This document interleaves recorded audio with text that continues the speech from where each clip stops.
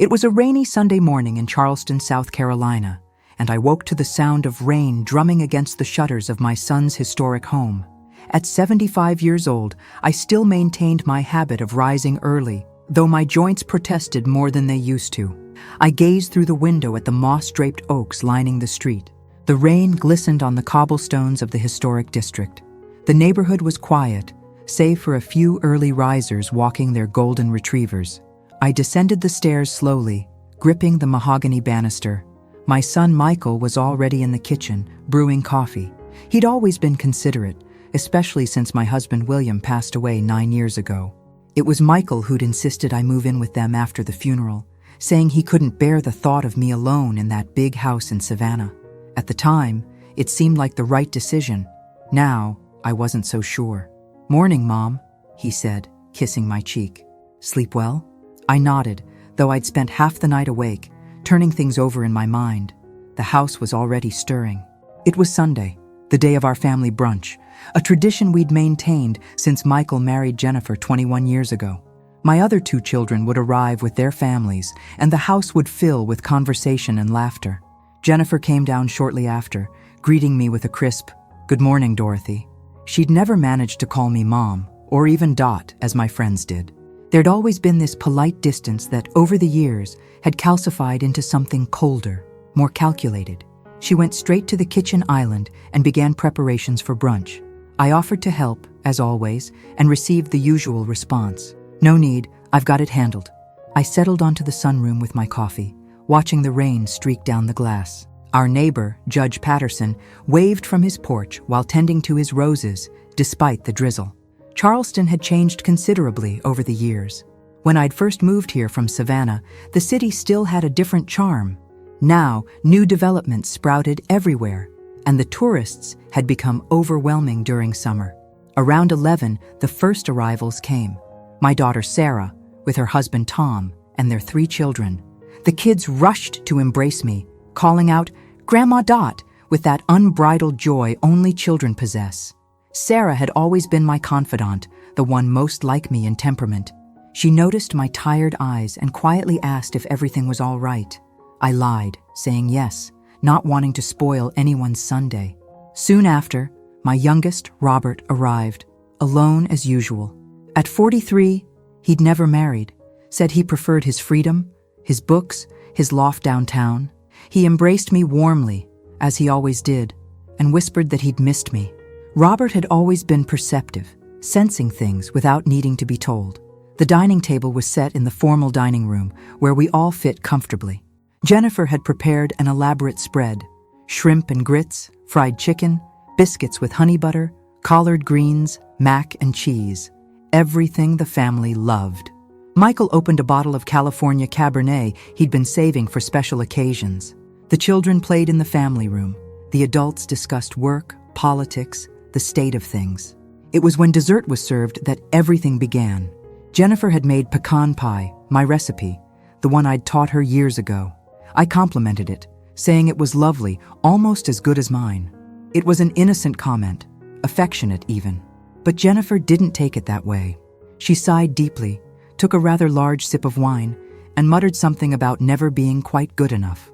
Michael tried to smooth things over, saying the pie was perfect, but Jennifer was on her 3rd glass of wine, and when she drinks, words come unfiltered. She began talking about how difficult it was managing the house, working full-time at the law firm, taking care of everything, and having to consider me as well. She mentioned that the room I occupied could be the home office Michael desperately needed.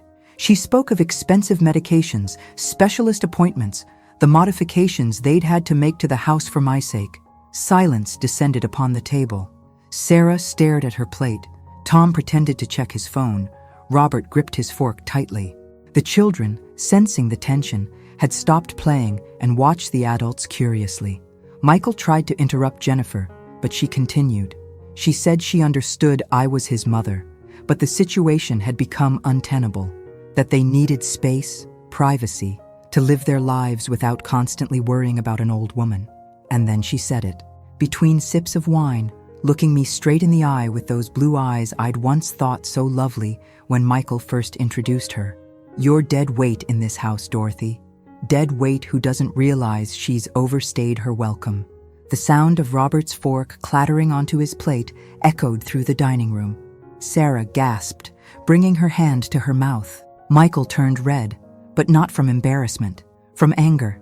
He stood abruptly, his chair scraping against the hardwood floor. "Jennifer, for God's sake, what are you saying?" She didn't even flinch. She sat there, serene, as if she'd merely commented on the weather. I remained seated, hands folded in my lap, looking at this woman who'd shared my son's bed for 21 years. I felt no anger, no sadness in that moment. I felt pity. Pity for her, who didn't know what she was doing. Pity for my son, torn between mother and wife. Pity for my grandchildren, witnesses to this grotesque scene. I rose slowly, with the dignity my parents had taught me in Savannah, where I was born and raised. I went to the study, where the antique secretary desk I'd brought from my house stood. I opened the drawer and retrieved a manila envelope, sealed, with a lawyer's embossing. I returned to the dining room, where everyone remained frozen in their positions, like a photograph. I sat down again and placed the envelope on the table. Jennifer watched me with a mixture of curiosity and disdain. Michael tried to speak, but I raised my hand, requesting silence. I had something important to share with the family. "You know I lost William 9 years ago," I began, my voice surprisingly steady. "What you don't know is that William left me very well provided for. Very well indeed. Besides the house in Savannah, which I sold when I moved here, he had investments, stocks, 4 properties, 2 in Hilton Head, 1 in downtown Atlanta, 1 in Asheville." I saw Jennifer's eyes widen slightly. I continued, "6 months ago, I visited an attorney. Mr. Henderson, perhaps you know him, he has offices on Broad Street. I've rewritten my will. It's all here, notarized and witnessed." I opened the envelope and withdrew the document, the pages bound with the official seal. I began to read aloud, clearly, each word hanging in the air of the dining room. "I, Dorothy Ann Mitchell, being of sound mind and body, declare the following testamentary dispositions. First, regarding real estate, the 4 properties, valued collectively at $12 million, shall be divided equally between my children, Sarah and Robert." I paused, looking at Michael. He'd gone pale, his mouth slightly open. Jennifer had set down her wine glass, her hands trembling slightly. I continued reading. "Second, regarding investments and financial holdings, currently valued at $8 million, these shall be left entirely to my grandchildren, in equal parts, to be accessed when they reach 25 years of age. Third, regarding family heirlooms, including my grandmother's diamond ring, the pearl necklace from my wedding, and the ruby earrings William gave me for our 30th anniversary, these shall go to Sarah, on condition they remain in the family." Michael finally found his voice. "Mom, what about me?" His voice was a hoarse whisper. I looked at my son with all the tenderness a mother can have for her child. "For you, Michael, my firstborn, I leave something special. Your father's complete collection of first edition books, which I know you've always admired. And I also leave you some advice. Choose more carefully with whom you share your life." Jennifer was ashen. The arrogance had vanished, replaced by a mixture of shock and desperation. "This is ridiculous," she stammered. "You can't do this. Michael is your son. He's entitled to inherit." I smiled, a sad, tired smile. "Yes, I can, dear. In South Carolina, I can dispose of my estate as I see fit. And even with forced heirship laws in other states, which don't apply here, I have every right to distribute my assets as I deem appropriate." Robert was the first to speak. "Mom, this isn't necessary. I don't want any of this if it's going to create more problems in the family." Sarah nodded, tears in her eyes. "We're a family, Mom. This shouldn't be happening." I looked at my children with pride. They understood what Jennifer didn't. Family isn't about money, inheritances, who gets what. It's about respect, love, care. Things that can't be bought, can't be inherited, but are built day by day. I returned the document to the envelope. "Of course, I can change this will at any time. Everything depends on how things develop from here. Whether I continue to be treated as dead weight or as the matriarch of this family, who helped build everything we have today." The children had resumed playing in the family room, oblivious to the adult drama. Michael stood, excused himself, and went to his room. Jennifer followed, leaving the table in silence. Sarah came to sit beside me, holding my hand. Robert poured himself more wine, sipping thoughtfully. The afternoon settled over Charleston with that golden light peculiar to Sundays. Neighbors began returning to their homes, the street growing quieter. Tom took the children to watch TV in the living room, trying to distract them. Sarah and I remained there, in silence, watching the Spanish moss sway in the breeze. After a while, Michael returned, alone. He sat beside me, opposite Sarah. He took my free hand and held it. "Mom, forgive me. I didn't know Jennifer felt this way. I didn't know you were unhappy here." I looked at my son, saw the tears in his eyes. "It's not your fault, Michael. Sometimes it takes time to see what's right in front of us." Jennifer didn't return to the table. She remained in their room for the rest of the afternoon. When dusk began to fall, Sarah and her family took their leave. The children hugged me tightly, as always. Robert left too, but not before telling me he had a spare room in his loft, should I want to stay for a few days. I remained alone in the sunroom, watching the first stars appear in the sky. Michael had gone to speak with Jennifer, trying to calm the situation. I knew it wouldn't be easy for him. 21 years of marriage don't dissolve in a Sunday afternoon, but something had changed, irreversibly. I remembered my father, who always said that dignity isn't bought, it's earned, and that respect isn't demanded, it's inspired. I'd spent my entire life trying to live by these principles. I'd raised 3 children, helped build wealth, cared for my husband until his final breath. I'm not dead weight. I'm a woman of 75 who has lived, loved, suffered, and triumphed, who has stories to tell, wisdom to share, love to give. If Jennifer can't see that, it's her problem, not mine. In the days that followed, the dynamics of the house changed completely. Jennifer barely left her room when I was in the common areas.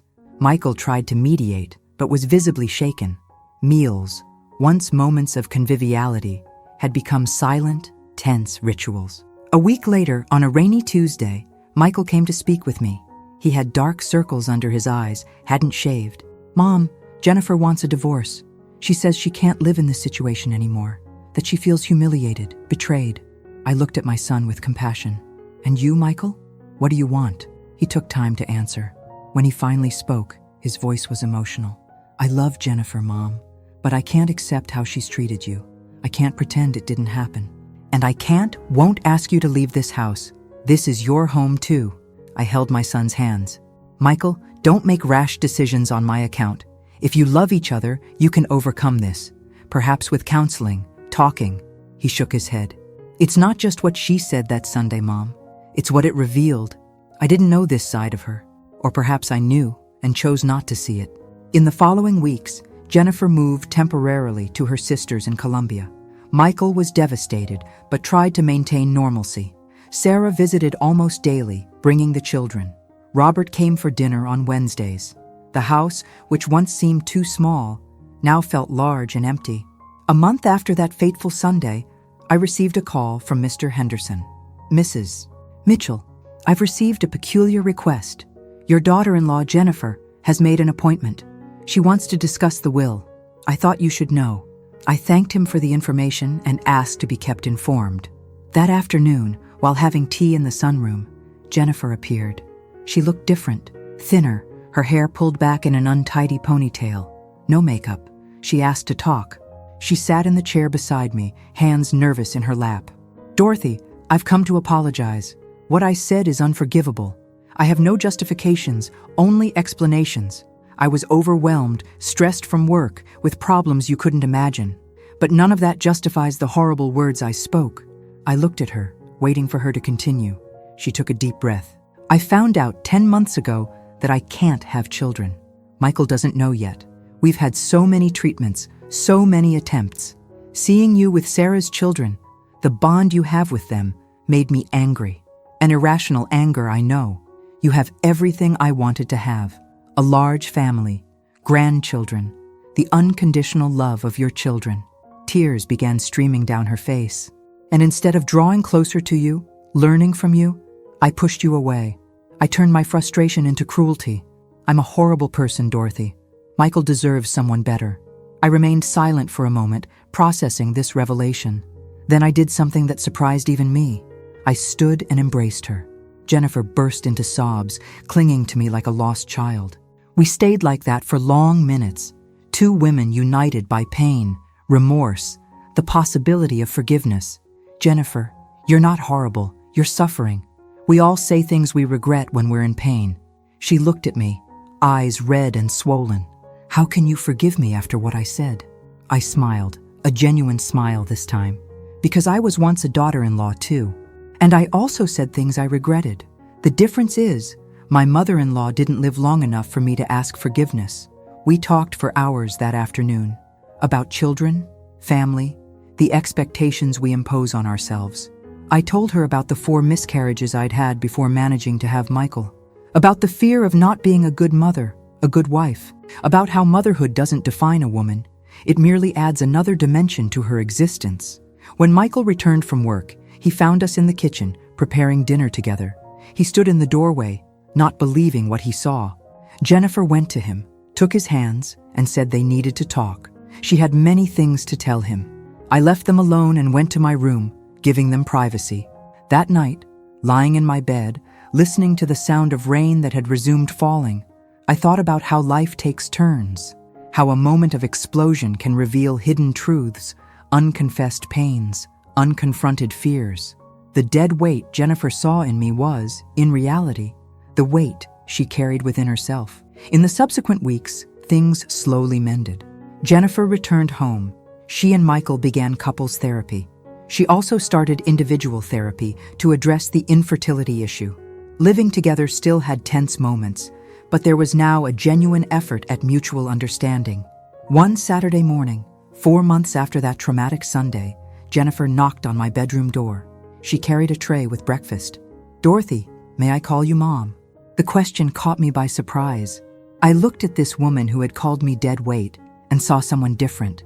I saw vulnerability, I saw strength, I saw my son's wife trying to become my daughter. "You can call me Dot," I replied. Mom is a title that's earned, not requested. "But Dot? My friends call me Dot, and I think we can be friends, don't you?" She smiled, a shy but sincere smile. "I think so too, Dot." Breakfast that morning tasted different. We talked about trivialities, the evening news, the new recipe for red velvet cake she wanted to try. Michael passed by the door, saw the scene, and smiled, a smile of relief, of hope. Of course, it wasn't all roses after that.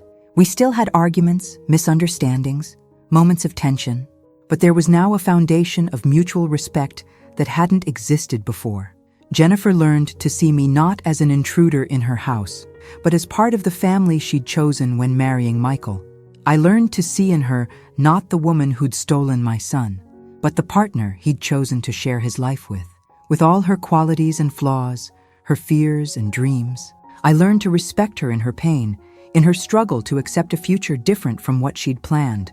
A year later, on a sunny spring afternoon, the entire family gathered again for Sunday brunch. The table was set in the same dining room with the same white damask tablecloth, but the atmosphere was completely different. There was genuine laughter, animated conversations, children running in the garden. At dessert, yes, another pecan pie, made by Jennifer with my supervision this time, I stood and took the manila envelope again. Everyone tensed for a moment, the memory of that Sunday still fresh. But I smiled, reassuring them. "I want you all to know that yesterday, I visited Mr. Henderson. I've rewritten my will."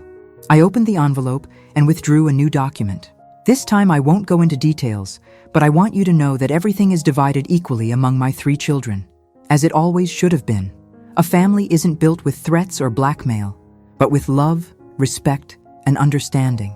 Michael had tears in his eyes. Jennifer held his hand, visibly moved as well. Sarah and Robert smiled, relieved. The children continued playing, unaware of the moment of reconciliation unfolding there. "But there's a special clause," I continued, looking at Jennifer. "I'm leaving a specific sum for an adoption fund, so my son and my daughter-in-law, yes, my daughter-in-law, can realize their dream of being parents. Because family isn't just about blood. It's about choice, love, building something greater than ourselves together." Jennifer stood and came to embrace me. This time there was no desperation, only gratitude. Michael joined the embrace, then Sarah, Robert, the children. There, in that dining room in Charleston, with the spring sun warming our faces, we were a family. Imperfect, complex, but real. Today, 5 years after that Sunday that changed everything, much has happened. Michael and Jennifer adopted beautiful twin girls, Emma and Grace, who are now 4 years old. I see Jennifer with them and recognize the maternal love that transcends biology. The twins call me Grandma, or at least babble something we interpret as such. The house is still full on Sundays. The tradition of family brunch endures, but now with more people. The family has grown, not just numerically, but in understanding, maturity, love. Sometimes Jennifer and I still have our disagreements. She's stubborn, so am I. But we've learned to disagree with respect, to yield when necessary, to apologize when we're wrong. That Sunday afternoon, when Jennifer called me dead weight, something did die, but it wasn't me. It was the mask of false cordiality that hid unspoken resentments. It was the silence that concealed unshared pains. It was the distance we maintained for fear of hurting each other. In its place, something new was born, a real family, with all its imperfections and beauties. A family where a daughter-in-law can call her mother-in-law dead weight in a moment of desperation and still find forgiveness.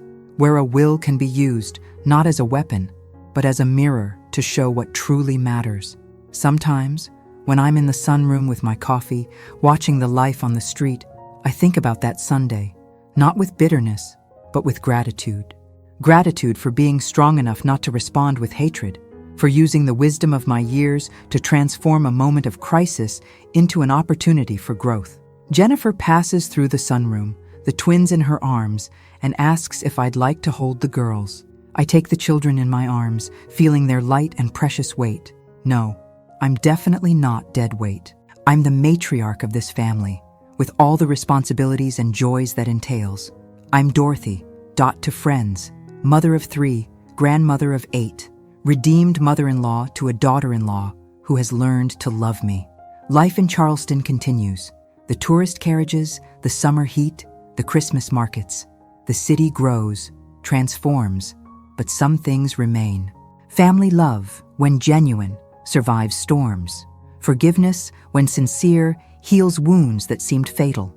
And respect, when earned and not demanded, builds bridges where there were chasms. I look at the twins, smiling with their tiny teeth, and think of the future. One day they'll grow up, perhaps marry, have their own family conflicts. I hope to be here to tell them this story. The story of how their grandma was called dead weight and turned it into the greatest life lesson our family ever received. Because in the end, what remains aren't the harsh words spoken in the heat of the moment. What remains is what we do afterwards, how we choose to respond to pain, disrespect, misunderstanding.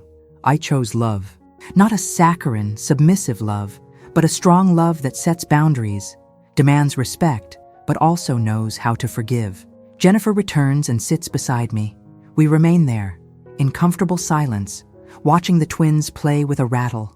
2 women of different generations, now united by bonds stronger than blood, bonds forged in the fire of conflict and tempered in the waters of forgiveness.